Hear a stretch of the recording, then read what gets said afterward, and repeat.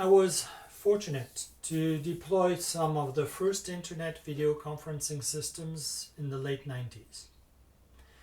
Because at the time I worked in a large office and also managed global teams, I saw firsthand the difference between in-person and virtual work. Virtual meetings were so new, we did not know how to work online. It was a novelty and we were still flying people around the world to get the job done. I started to wonder if there was a way to make virtual meetings better to reduce the need for face-to-face. At the time, most of the research on online meetings was about how to make the very expensive technology work. Since then, the tech has become much more reliable and accessible.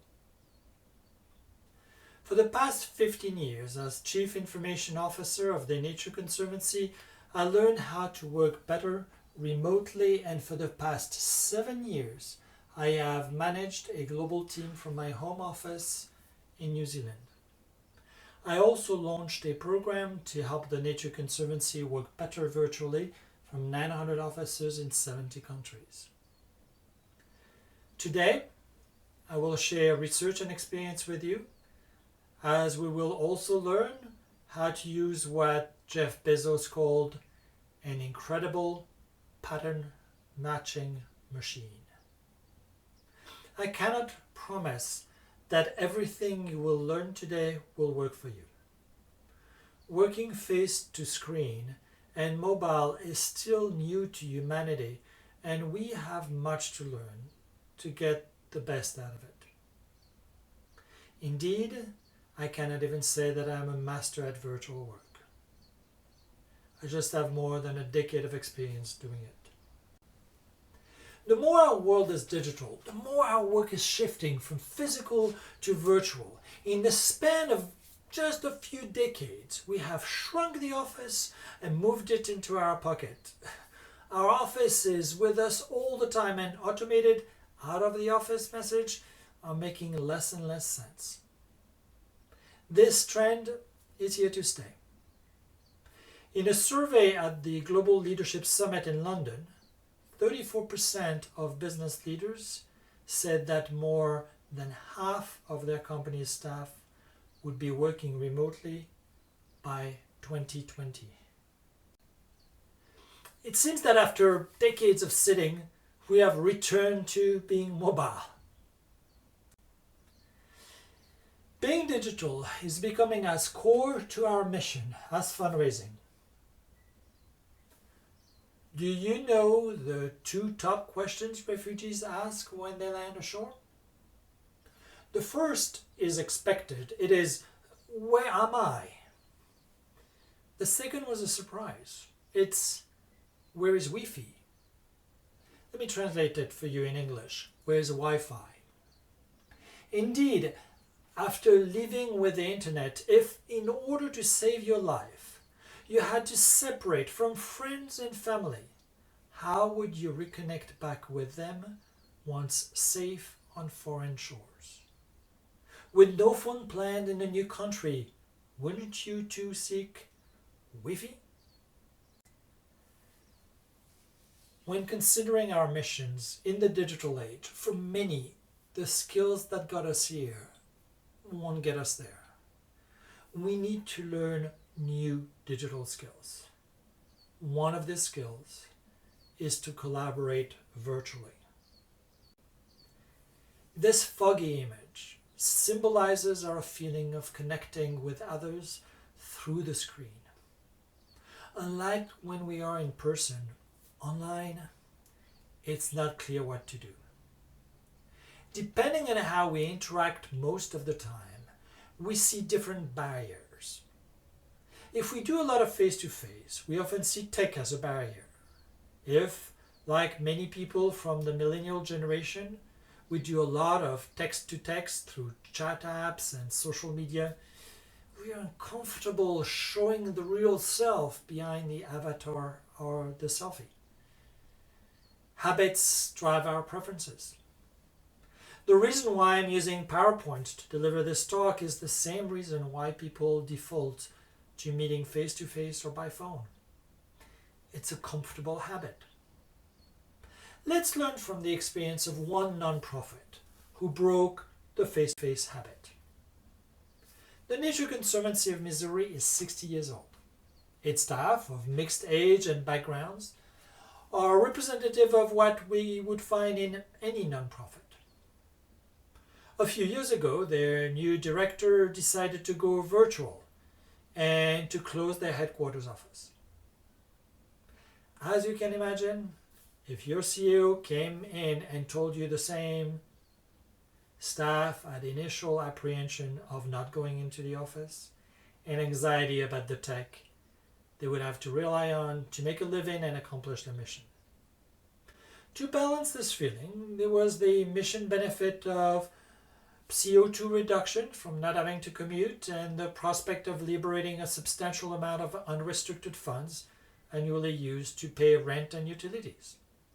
The Missouri program also had the assistance of an initiative I had created to help people work virtually. Staff agreed to give it a go for a year and then assess. Here's the result a year later. The graph speaks for itself. More than 90% of staff experienced the same or better productivity, and more than half found themselves more productive. So not only did the program save money, reduced its carbon footprint, but they also increased their productivity. Wouldn't it be wonderful if we could all achieve this great outcome in our respective nonprofits? Imagine that working virtually was as natural as face-to-face. We know it's possible and with little effort, but what is it? We will look at research on how to make virtual work better. The bonus is that some of these behaviors can help us in any interaction, virtual or not. Generation differences play somewhat of a role here, but not as much as other factors we will discover later. Those who experienced the early days of computer technology when the wrong keystroke would crash a PC, when mobile connectivity was rare, and when it seemed that one could get a virus just by touching the web, are consequently more apprehensive of the technology. On the contrary, digital natives find technology more like a trusted friend. Yet, as reported in a survey by West United Communications, if remote work is offered, most people take the opportunity, 90%, regardless of what year they were born. Also, according to a global workplace analytics survey, the average age of a virtual worker is 50 years old.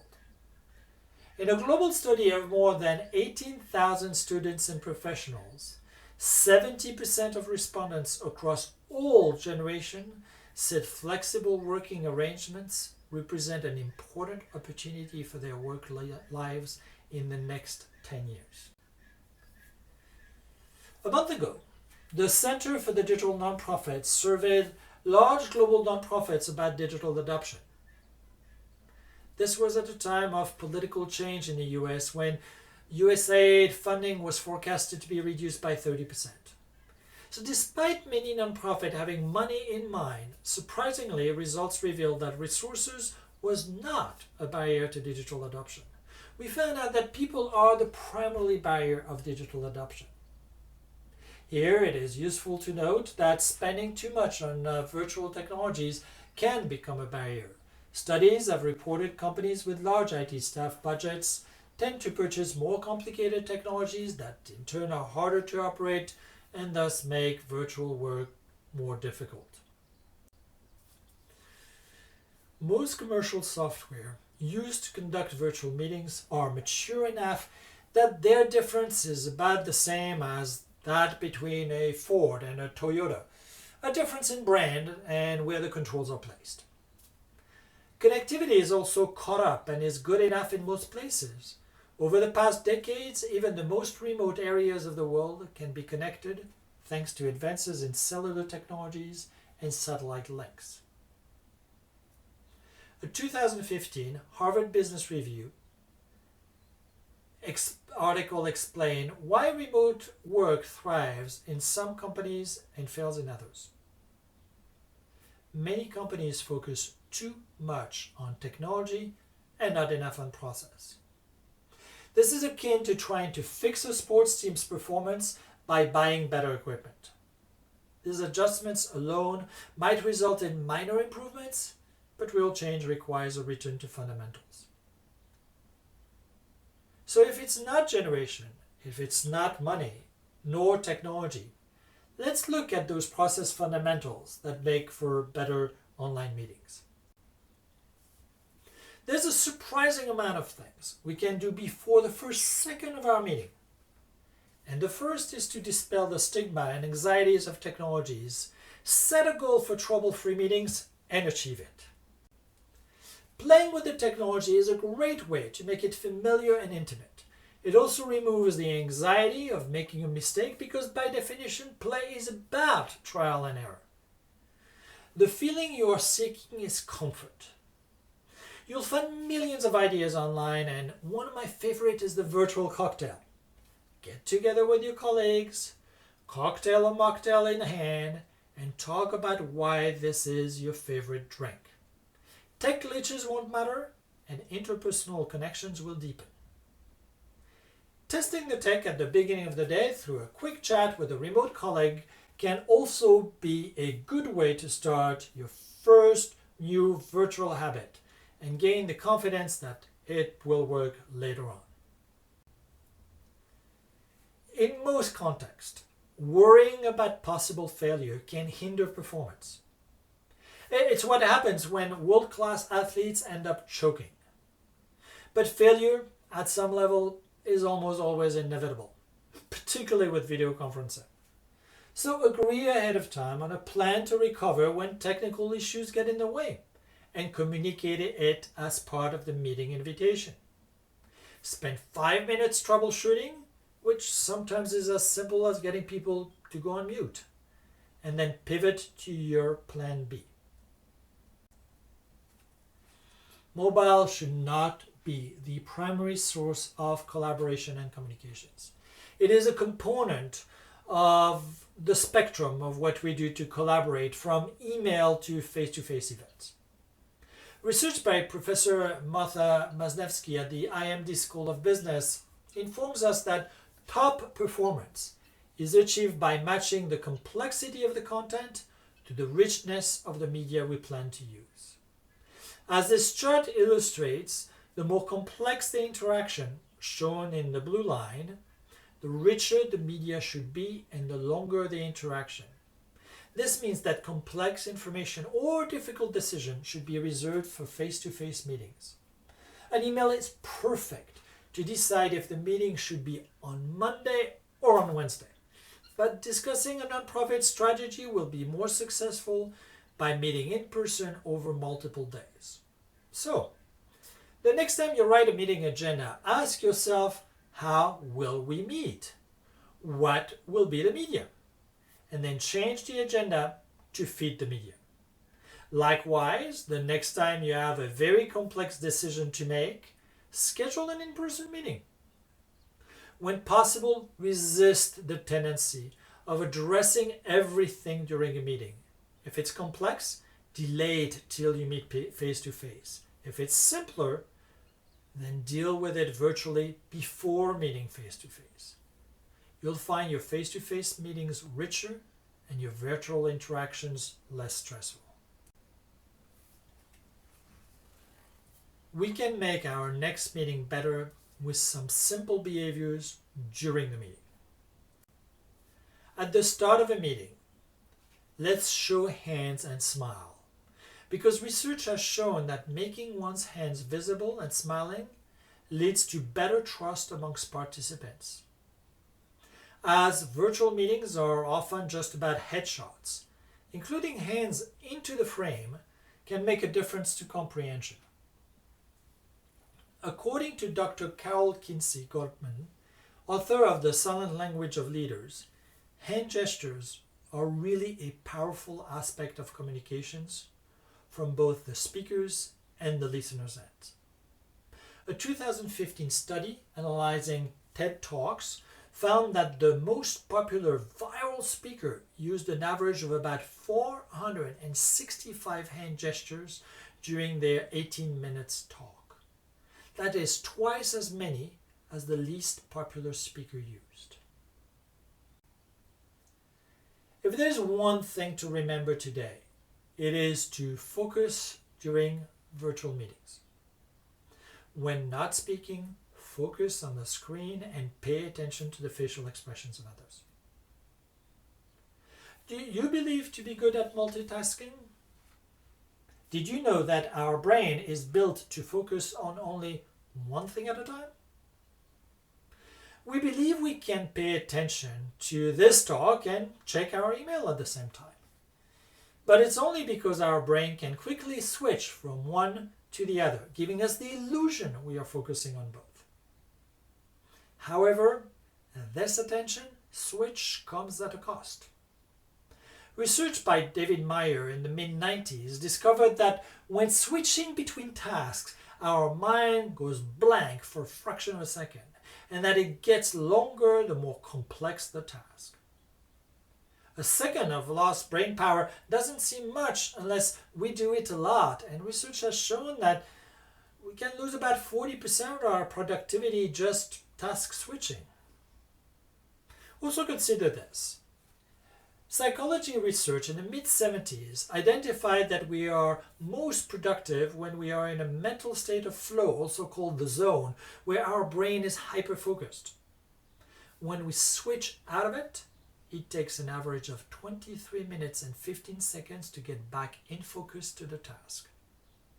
So in a typical 1-hour meeting, by doing a few emails, you'll likely have lost performance on both the meeting and the emails. As for the multitasking experts who answer that question, a study by David Strayer in 2012 found that there are only 2% of the population and they don't tend to multitask. And the same research found out that the more one is confident to be good at multitasking, the worse they are at it. So please focus. Eye contact is essential to build rapport and connect with others. It's also prompts increased participation from people in groups because it makes them feel more included. Dr. Roel Vertegal, an expert on eye communication between humans, showed that the amount of eye contact a person received during a group conversation was proportional to how much he or she participated. Eye contact also forces us to pay more attention.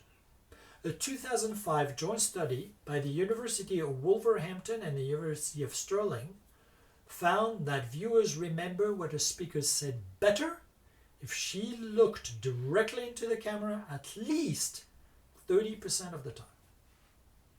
To remember, it pays to look at the screen. To be memorable, it pays to look at the camera. Well, let's see how we can do it without feeling awkward, moving our eyes up and down from camera to screen. Computer work takes place at near distance. We often have our face less than 2 feet away from our laptop screen. The field of proxemics, or personal distance, pioneered by Edward Hall, defines intimate space when two people are less than 2 feet apart from each other. This would define many video conferences as intimate. As I'm sure you already know from experience, good face-to-face conversations happen in what is called a personal zone, between 2 and 4 feet. To create personal space between us and those on the screen, and to look at the camera while seeing others on the screen, a good strategy is to step back from the computer a few feet as one would when talking face-to-face with a group of colleagues. This has the additional benefit that our arms cannot reach the keyboard anymore, so even when tempted, we can do email. Every day I work standing up with a large monitor about 4 feet away from me, showing people's faces life-size. It feels like I'm having a conversation with them. And at this distance, by looking at the screen, I also look into the camera.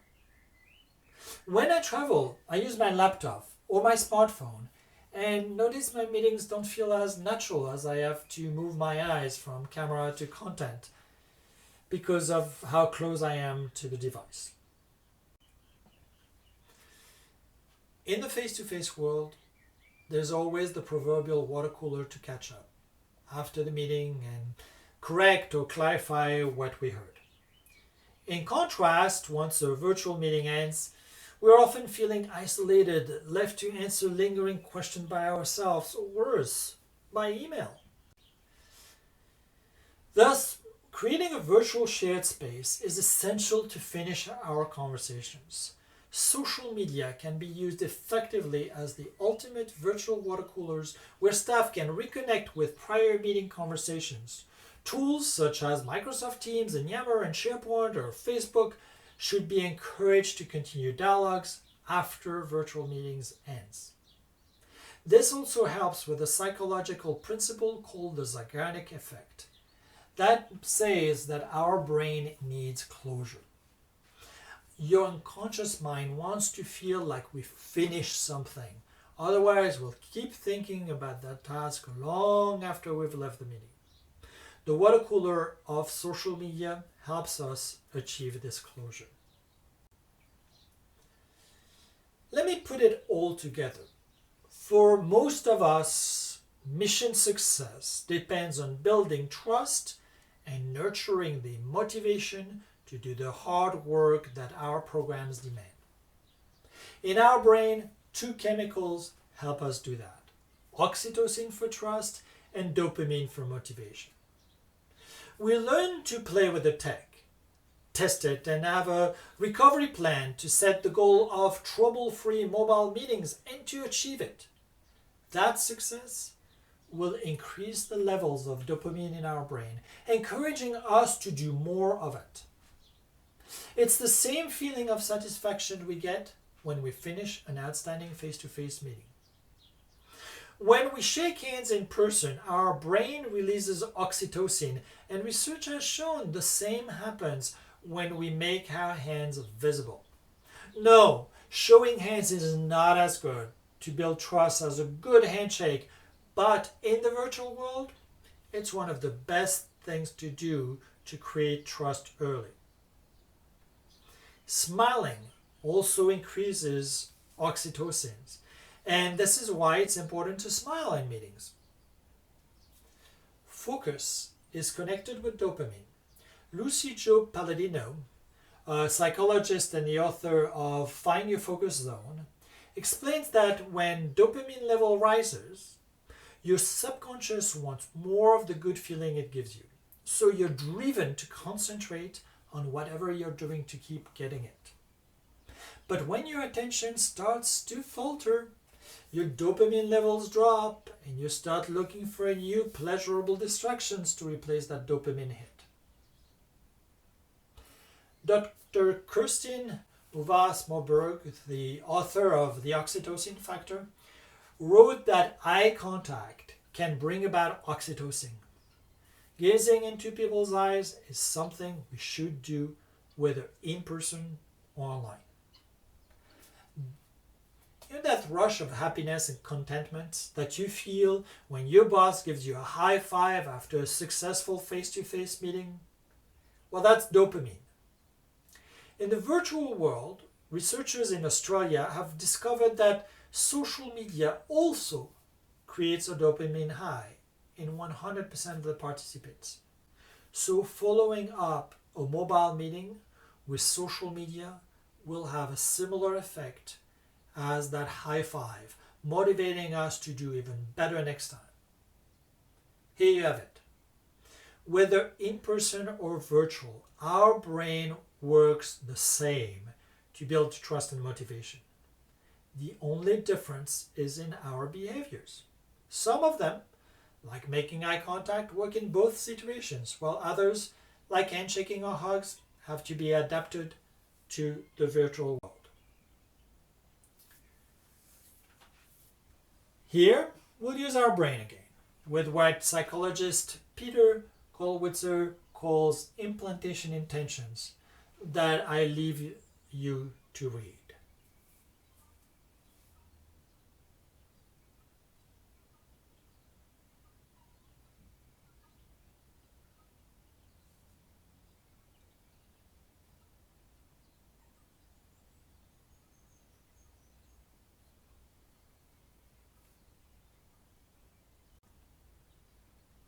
And it is the brain that Jeff Bezos called an incredible pattern matching machine.